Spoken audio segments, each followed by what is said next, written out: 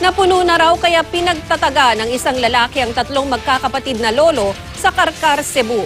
Ang isa umanong ugat ng krimen, ang panginginain ng alagang kambing ng mga biktima sa pananim ng suspect.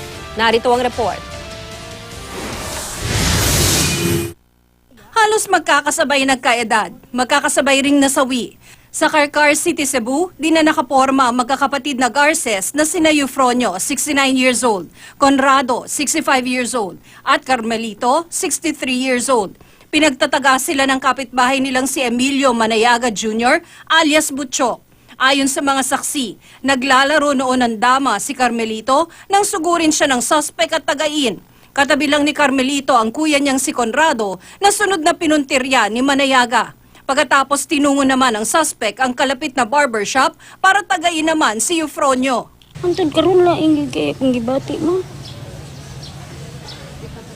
Hindi ko kadawat, sakit kay paminahon ba. Ayaw pa kayo may kapagikan ako. Nayaan na dayon. Isan. Wala ko nakita nga dito buyon na akong duha ka maguwang. Utong ni uloy ko semua kay mugukon jud ko ba.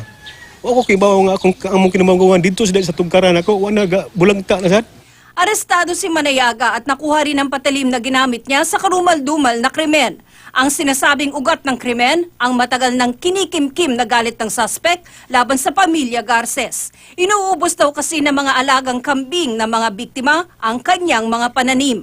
Pinaratangan din daw siyang nagtutulak ng droga at isinumbong pa sa mga pulis. Ito na ko katuig, kuhan siya ng kanding lagi. Ako sige mo pa hiktan, abot mo yung dugay ba? Kaning rin hinungdan na naman. Sila lang sisig ingon nga ako kuno naninda. Wala ko may masangil nga kuan. Iyang giingon mismo yung nga, naninda ba ka? Naningon naman sa kupaliktis ako. Naharap si Manayaga sa reklamong multiple murder. Bago pa man ang insidente, napag-alamang dati nang nakapatay sa pananaga ang suspect. Walang pahayag ang pulisya kung sangkot nga si Manayaga sa droga.